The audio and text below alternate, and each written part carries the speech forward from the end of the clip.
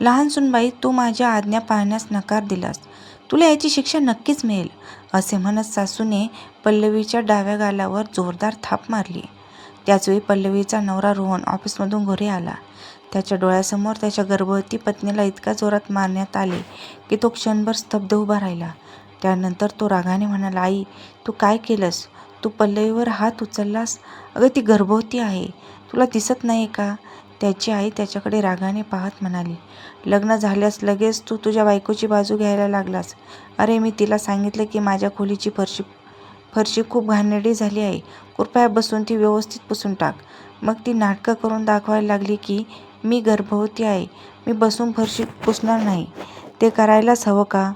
अरे, म्हणजे ती बसून फरशी पुसेल तरच तिची प्रसूती सामान्य होईल. मी इतकी वाईट आहे का? मी फक्त तिच्या भल्यासाठी विचार करत होते. रोहन रागाने म्हणाला, माझ्या बायकोला थापड मारून तू तिचे भले करत आहेस का? तेवढ्यात त्याचा मोठा भाऊ विक्रमही ऑफिसमधून घरी आला आणि विचारले, काय झालं रोहन? मग रोहन म्हणाला, दादा, आज आईने माझ्या बायकोवर हात उचलला. ती गर्भवती आहे. हे तिला दिसत नाही का? अशा अवस्थेत काही झालं तर? विक्रम व्यंगात्मक हास्य करत म्हणाला, रोहन, तुला दुसरी बायको तर मिळेल, पण तुला दुसरी आई कुठून मिळणार? निदान तुझ्या आईचा आदर तरी राख. हे ऐकून रोहन स्तब्ध झाला. दुसरीकडे पल्लवी आश्चर्याने म्हणाली, भाऊजी, काय म्हणताय? तुमची आई माझ्यावर हात उचलत आहे आणि त्यांना समजून सांगण्याऐवजी तुम्ही अशा गोष्टी बोलत आहात. मला वाटलं होतं की तुम्ही एक समजूतदार आणि बुद्धिमान व्यक्ती आहात. विक्रम कठोर स्वरात म्हणाला, तू तुझ्या नवऱ्याला विचारायला हवं की मी असं का बोलत आहे. असं म्हणत तो त्याच्या खोलीत गेला. त्याचे डोळे रागाने लाल झाले होते. विक्रम त्याच्या खोलीत गेला आणि डोके धरून बसला. आज घरात जे काही घडत होते ते पूर्णपणे त्याच्या विरुद्ध होते. जेव्हा विक्रमचे लग्न झाले आणि त्याची पत्नी मेघा वधू म्हणून तिच्या सासरच्या घरी आली, तेव्हा संपूर्ण घर तिच्या पैंजणाच्या आवाजाने गुंजले. विक्रमला मेघा खूप आवडायची आणि तो तिच्यावर खूप प्रेम करू लागला. पण त्याची आई मालविकाताई खूप कडक स्त्री होत्या आणि त्या तिला त्रास देण्यासाठी दिवसरात्र नवीन कारणे शोधत असे. त्यांना असे वाटायचे की जर मुलगा आणि सून जास्त जुळवून घेऊ लागली तर मग घरात त्यांचा आदर कमी होईल. म्हणून सर्वांना त्या आपल्या नियंत्रणात ठेवण्यासाठी त्या घरात स्वतःचे नियम पाळायच्या आणि त्यांच्या हास्यास्पद नियमांनी मेघाला त्रास द्यायच्या. एके दिवशी पहाटे मेघाला खूप ताप आला. तिला बेडवरून उठता येत नव्हते.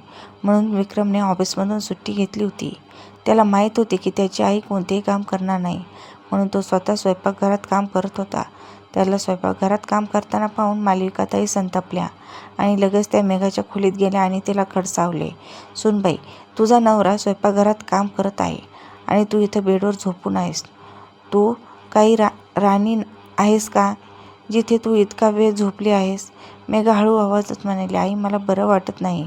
मग तिच्या सासूबाईंनी तिला बेडवरून ओढलं आणि तिला उठवलं आणि म्हणाल्या, शांतपणे स्वयंपाकघरात जा आणि काम कर. माझ्यासमोर आजारपणाचेही नियम करू नकोस. मेघाचे डोळे अश्रूंनी भरले आणि ती पावले टाकत स्वयंपाकघरात पोहोचली. तिला तिथे पाहून विक्रम आश्चर्याने म्हणाला, तू इथे काय करत आहेस? मी तुला आराम करायला सांगितले होते ना? मग मालविकाताई मागून रागाने ओरडल्या, तुझी पत्नी काही राजकुमारी नाही आहे. तिला कामं तर करावेच लागतील. तू हे सर्व सोडून ऑफिसला जाण्याची तयारी कर. विक्रम म्हणाला, मी आज ऑफिसमधून सुट्टी घेतली आहे जेणेकरून मी माझ्या बायकोची काळजी घेऊ शकेन. तर त्या म्हणाल्या, बेटा, तुझ्या बायकोच्या प्रेमात इतकाही वेडा होऊ नकोस की तिच्यासाठी तू तुझं काम विसरून घरी बसावं.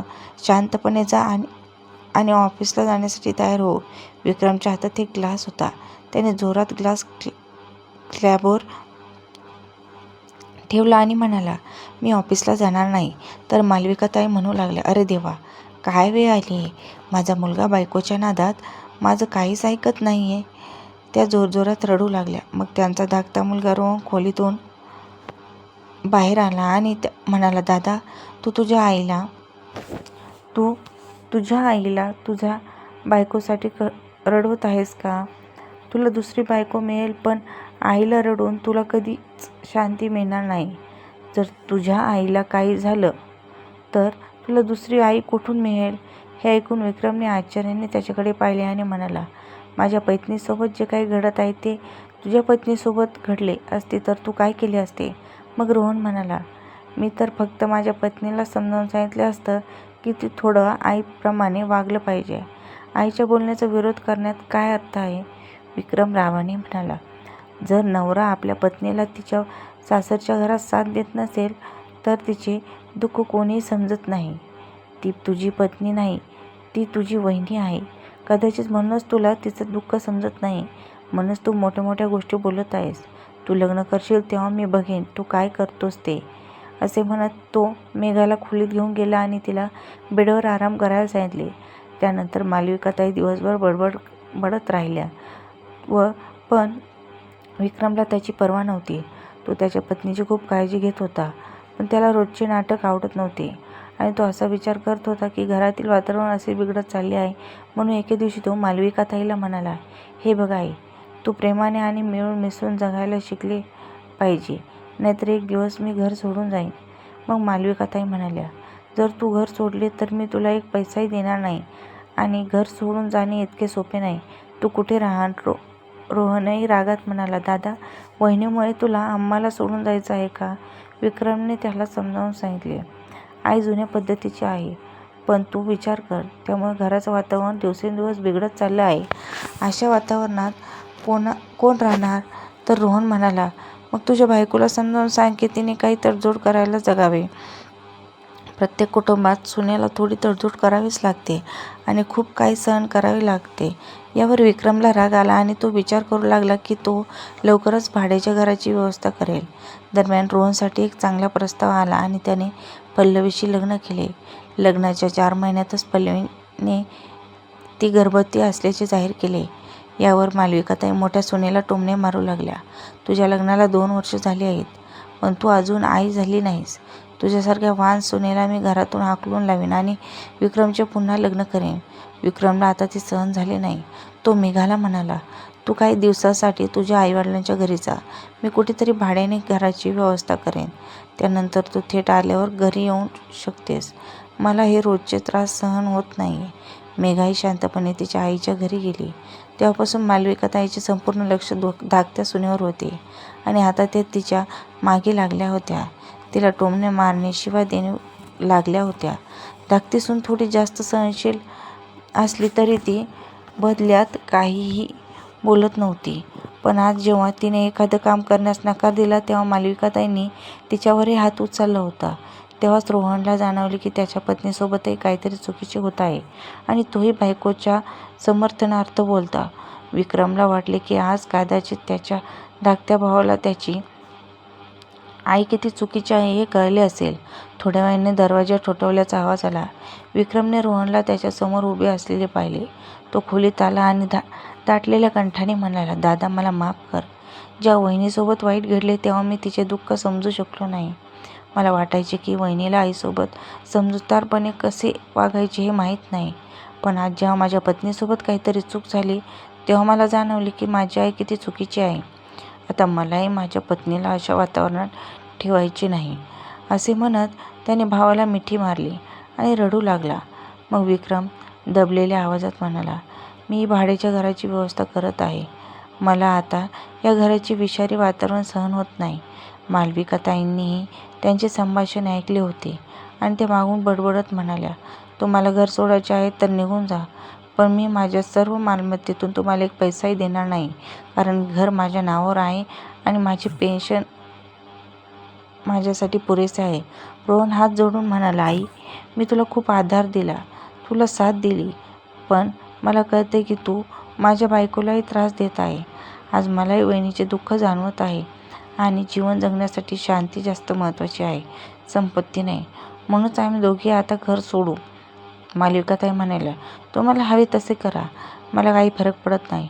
दोन्ही भाऊ आता काहीतरी वेगळा विचार करत होते. त्यांनी 2 BHK फ्लॅट भाड्याने घेतला आणि एका आठवड्यात घर सोडून गेले. मालविकाताई एकट्या राहिल्या. सुरुवातीला त्यांना खूप बरं वाटत होतं, कारण त्यांना त्यांच्या संपत्तीचा अभिमान होता. त्यांना वाटले की त्यांची मुलं आणि सुना बाहेरच्या संकटांना तोंड देऊन घरी परतील आणि त्यांचे पाय नाक घासण्यात आयुष्य घालवतील. पण तसे घडले नाही. बघता बघता 6 महिने निघून गेले. मालविकाताईंनी स्वयंपाक करण्यासाठी आणि घरकामासाठी एक मोलकरीण ठेवली होती. एके दिवशी मध्यरात्री मालविकाताई बाथरूमवरून बाहेर येत असताना त्यांचा पाय घसरला आणि त्या डोक्यावर पडल्या. त्यांच्या कपाळातून रक्त येत होते. त्या उठूही शकत नव्हत्या. आता त्या घाबरल्या होत्या, कारण त्या घरात एकट्या होत्या आणि त्यांची काळजी घेणारे कोणीही नव्हते. सकाळी जेव्हा मोलकरणीने येऊन दाराची बेल वाजवली, तेव्हा कोणी दार उघडले नाही. म्हणून ती घाबरली आणि तिने शेजाऱ्याला बोलवले. शेजाऱ्यापैकी एकाने त्यांच्या मुलाला बोलवले. जेव्हा दोघेही घरी पोहोचले आणि दरवाजा तुटलेला होता, तेव्हा आतले दृश्य पाहून सर्वांना धक्का बसला. कारण मालविकाताई रक्ताच्या थारोळ्यात शांतपणे पडल्या होत्या. त्यांनी आधीच शेवटचा श्वास घेतला होता. रोहन आणि विक्रम रडू लागले.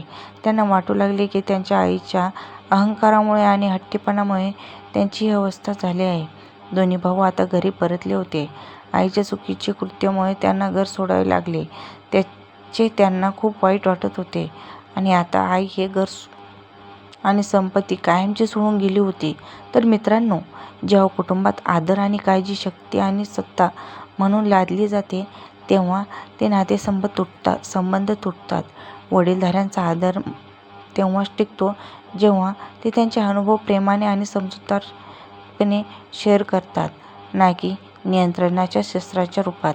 आणि जर एखादा मुलगा बरोबर आणि चूक यात फरक करू शकत नसेल, तर तो नाते संबंध सांभाळू शकतो ना कुटुंब? तर मित्रांनो, या कथेबद्दल तुमचे काय मत आहे? कमेंट करून नक्कीच सांगा. कथेला लाईक, शेअर आणि चॅनलला सबस्क्राईब केलं नसेल तर जरूर करा. परत भेटू अशाच नव्या कथांसोबत. धन्यवाद.